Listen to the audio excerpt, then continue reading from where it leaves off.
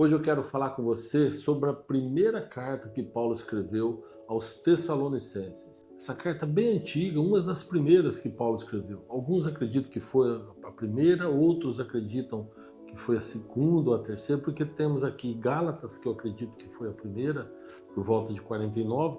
Primeira Tessalonicenses deve ter sido escrita por volta de 51 depois de Cristo.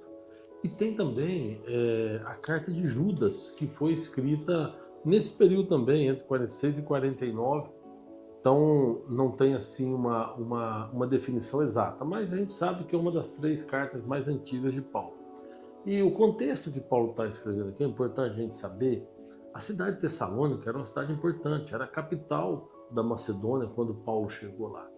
E Paulo ficou ali por algum tempo, por 3 semanas, na verdade, pregando nas sinagogas, né, falando com os judeus sobre o seu ministério, sobre a vinda de Cristo, sobre o Evangelho de Cristo. E ele teve muito sucesso, principalmente em Bereia, que depois ele vai para Bereia, mas ali também Paulo ele prega sobre Jesus e muitos se convertem, inclusive pessoas importantes na sociedade, mulheres importantes na sociedade.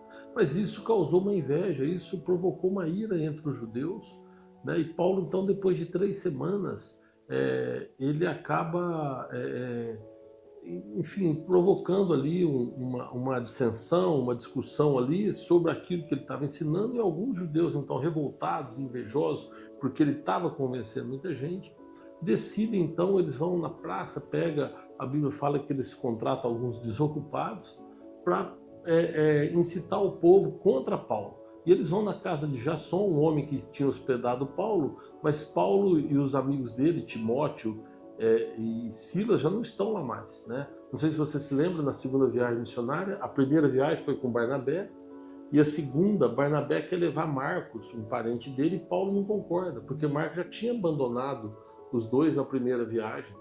E aí Paulo então não concorda de levar Marcos. E os dois então se dividem, se separam.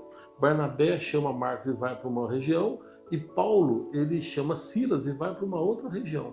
E ele está andando é, pela região ali da Galácia, por onde ele havia passado na primeira viagem, e ali eles encontram Timóteo, que era um convertido, né, e provavelmente da primeira viagem missionária de Paulo, e aí acompanha os dois. Então, a segunda viagem, Paulo, quando ele chega na Macedônia, quando ele atravessa para o lado ali da Macedônia, chegando para a Europa, né, ele então está acompanhado de Silas e está acompanhado de Timóteo.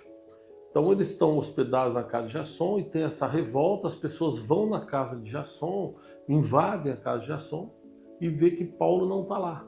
E aí então eles vão, entregam o próprio Jasson para as autoridades, falando que ele estava apoiando aqueles homens que estavam causando tumulto no mundo. Olha para você ver, ó, esses homens que estão causando um alvoroço no mundo chegaram até aqui. Na verdade, isso é um elogio até para o crente, né? Porque quando a gente realmente tira as pessoas da zona de conforto, é porque a palavra de Deus realmente ela provoca isso, né? E eles acusam então Paulo de estar pregando um novo rei, né, que seria Jesus, e isso seria contra a coroa romana. Então Jasson está ali diante das autoridades e é obrigado a pagar fiança para poder ser solto, para poder ser liberto. E aí então ele vai para casa, e aí os crentes decidem encaminhar Paulo e os amigos dele para outra cidade, é quando eles vão então para Bereia.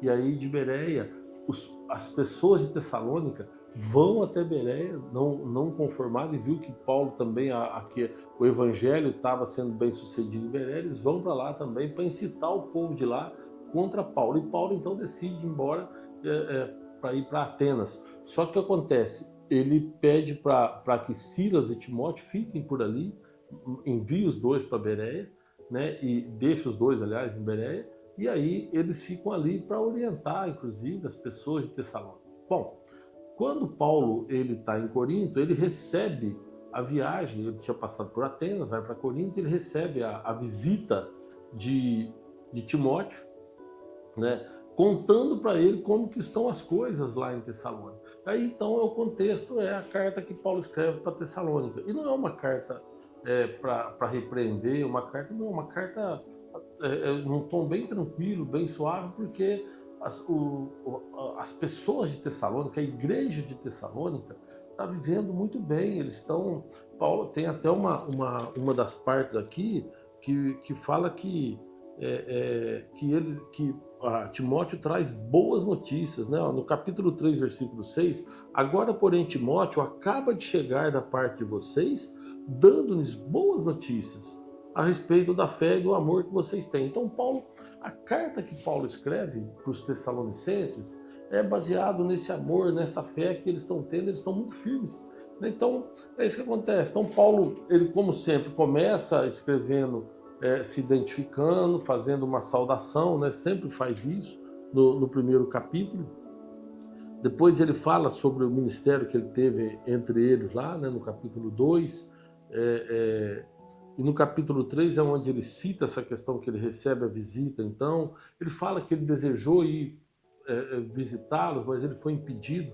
No final do capítulo 2, né, ele fala que ele foi impedido por Satanás, que ele queria visitá-los, enfim.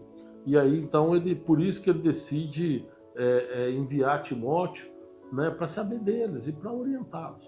Porque, olha só, na verdade, Paulo ficou lá 3 semanas, né? Talvez tenha ficado um pouco mais. Ele ficou 3 semanas nas sinagogas pregando o evangelho, né? A gente não sabe quanto tempo depois Paulo ficou escondido ali, mas o que a gente sabe é o seguinte, é que nesse pouco espaço de tempo, nesse curto espaço de tempo, Tessalônica pegou bem a mensagem. A igreja de Tessalônica ficou realmente firmado com os pés no evangelho, e isso agradou demais Paulo, né? Então Paulo escreve para eles, a não ser uma dúvida que ele tira, que é uma dúvida que eu acho que até hoje muitos crentes têm, que é a respeito da ressurreição. Então, o capítulo 4, Paulo ele fala da questão da necessidade de viver em obediência a Deus, né? Vivendo para agradar a Deus, mas vivendo na obediência de Deus. Então, pede para que eles se abstenham de problemas, enfim. E aí entra na questão da vinda de Cristo, que está no capítulo 4, a partir do versículo 13. Né, que Paulo, então, a importância da carta aos Tessalonicenses é muito grande, porque Paulo havia tratado esse assunto lá em 1 Coríntios, no capítulo 15, né, de Coríntios. Vai tratar, depois João vai tratar disso no Apocalipse. Na verdade, João vai revelar a visão que ele teve em Apocalipse, que fala também da ressurreição dos mortos, do crente. Mas aqui Paulo trata também sobre esse assunto com os Tessalonicenses. Por quê? Porque, segundo Timóteo fala para ele, tinha algumas dúvidas com relação a isso. Eles tinham preocupações. Pô, mas e aqueles que já morreram vão ser salvos? Porque nós acreditamos na salvação. Mas e os que já morreram? Então Paulo escreve para eles aqui, orientando sobre essa questão de pós-morte, né? Que ele fala que os que dormem ressuscitarão primeiro, com a vinda de Cristo, né? E depois aqueles que estão vivos. É lógico que os que dormem aqui não tá, é uma expressão usada para aqueles que estão mortos, né? Mas que tem esperança que vão acordar, né? Nós, quando dormimos, é como se a gente tivesse morrido, e quando a gente acorda é como se tivesse ressuscitado. Um exemplo, né? Você dorme, você perdeu a consciência, de repente você acorda. E para eles, ou para nós cristãos, nós temos que ter isso em mente, que a morte, na verdade, ela não é algo definitivo para nós. É como se a gente dormisse realmente, mas e aí depois a gente acorda, só que com um novo corpo, um corpo celestial. Paulo trata disso em 1 Coríntios, né? Mas o importante é o seguinte, que ele fala, irmãos, não queremos que vocês sejam ignorantes. Eu estou lendo aqui o capítulo 4, versículo 13. Não queremos que vocês sejam ignorantes quanto aos que dormem. Cemitério, por exemplo, o significado de cemitério é lugar dos que dormem, né? E então ele fala assim, eu não quero que vocês sejam ignorantes com relação aos que dormem, para que não se entristeçam como os outros que não têm esperança. Então Paulo ensina aqui todos a ter esperança, ele nos orienta a ter esperança. Se cremos que Jesus morreu e ressuscitou, cremos também que Deus trará mediante Jesus e com ele aquele que nele dormiram. Ou seja, aqueles que estão em Cristo, Paulo está falando aqui, vão ressuscitar também com Cristo. Então depois a gente pode até estudar exclusivamente sobre isso, né? Mas o importante é o seguinte, é que Paulo traz uma palavra de esperança para eles, né? Nesse capítulo 4, e no capítulo 5 aqui ele tem as instruções finais e se despede, 5 capítulos. Bom, primeira carta aos Tessalonicenses, uma carta maravilhosa, uma carta importante na nossa Bíblia Sagrada, e espero que esse estudo aqui tenha facilitado para que você faça a leitura e que entenda melhor a carta que Paulo escreveu aos Tessalonicenses. Obrigado, Deus te abençoe.